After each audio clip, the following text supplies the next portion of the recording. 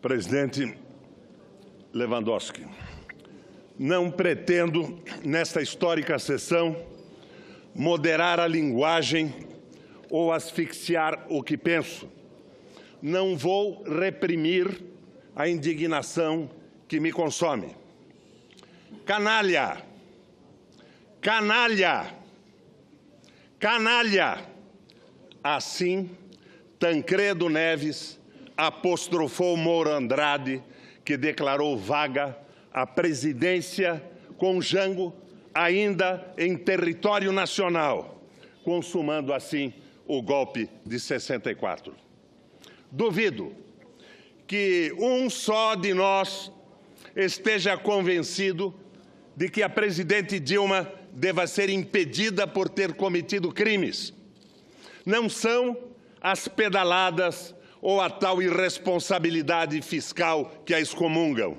O próprio relator da peça acusatória praticou-as à larga, só que lá, em Minas, não havia um providencial e desfrutável Eduardo Cunha, e nem um centrão querendo sangue, salivando por sinecuras e pichulecos. A inocência do relator é a mesma de Moura Andrade declarando vaga à presidência. Ah, as palavras de Tancredo coçam-me a garganta. Este Senado está prestes a repetir a ignomínia de março de 64. O que se pretende? Que daqui a alguns anos se declare nula esta sessão, como declaramos nula a sessão que tirou o mandato de Goulart e peçamos desculpa à filha e aos netos de Dilma? Tudo bem. Se mesmo sem culpa esta casa condenar a presidente, que cada um esteja consciente do que há por vir. Que ninguém depois alegue ignorância ou se diga trapaceado porque as intenções do vice que quer ser titular são claras, são solares. Vejam só alguns casos exemplares. Desvincular o reajuste das aposentadorias e pensões do aumento do salário mínimo. Será a destruição do maior instrumento de distribuição de renda do país, que é a Previdência Social. Se pensões e aposentadorias não mais acompanham o aumento do salário mínimo, vai ser um massacre contra mais de 20 milhões de brasileiros. Para quê? Para pagar os juros da dívida. Os juros que são hoje o maior instrumento de concentração de renda do país. Rever direitos e garantias sociais acumulados ao longo dos últimos 80 anos. Especialmente direitos e garantias previstos na CLT. Impor como pedra de toque dessa revisão o negociado sobre o legislado, senador Paim.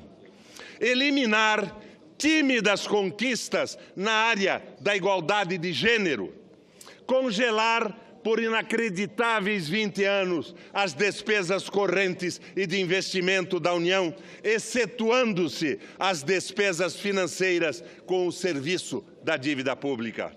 Ou seja, congelar por 2 décadas as despesas com a saúde, educação, segurança pública, saneamento, infraestrutura, habitação, mas garantir o pagamento dos juros. É como proibir por 20 anos, que por 20 anos nasçam crianças, que jovens tenham acesso a escolas, que os brasileiros envelheçam ou fiquem doentes, e assim por diante. É espantoso que algum ser humano tenha um dia concebido tamanha barbaridade. E mais espantoso ainda que algum ser humano, senador ou senadora do Brasil, possam aprovar isso. Privatização em regra e alienação radical de todo o patrimônio energético, mineral, florestal, agrário, territorial, hídrico, fabril, tecnológico e aéreo do Brasil. Depois da entrega do pré-sal, da venda de terras para os estrangeiros, querem entregar até mesmo o aquífero Guarani, a maior reserva de água potável do planeta. O desmatamento do país, o esquartejamento de nossa soberania e a submissão aos interesses geopolíticos globais gritam, berram, expõem-se à vista de todos. Tudo bem, se as senhoras e os senhores concordam com a redução do Brasil a um medíocre Estado associado, outro, Porto Rico, que se sintam servidos. Não será a primeira vez que os abutres e os corvos caem sobre o nosso país, retalhando, estraçalhando, sugando.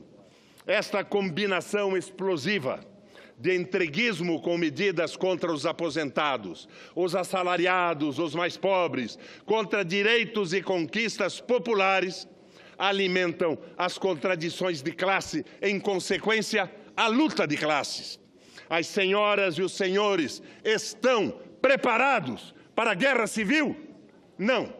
Entrincheire-se, então, porque o conflito será inevitável. O povo brasileiro, que provou por alguns anos o gosto da emergência social, não retornará submissamente à senzala. Os dias de hoje, esses infelizes dias, lembram-me outros dias também dramáticos e decisivos.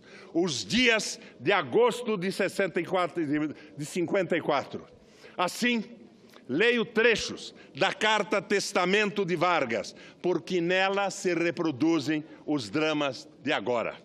Mais uma vez, as forças e os interesses contra o povo coordenaram-se e se desencadeiam sobre mim. Não me acusam, insultam-me, não me combatem, caluniam e não me dão o direito de defesa. Precisam sufocar a minha voz, impedir a minha ação, para que eu não continue a defender, como sempre defendi, o povo e principalmente os mais humildes. A campanha subterrânea dos grupos internacionais aliou-se à dos grupos nacionais revoltados contra o regime de garantia do trabalho. Contra a justiça da revisão do salário mínimo se desencadearam ódios. Quis criar a liberdade nacional na potencialização das nossas riquezas através da Petrobras.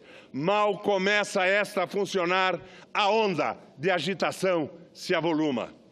Tenho lutado mês a mês, dia a dia, hora a hora, resistindo a uma pressão constante, incessante, tudo suportando em silêncio, tudo esquecendo e renunciando a mim mesmo para defender o povo que agora se queda desamparado.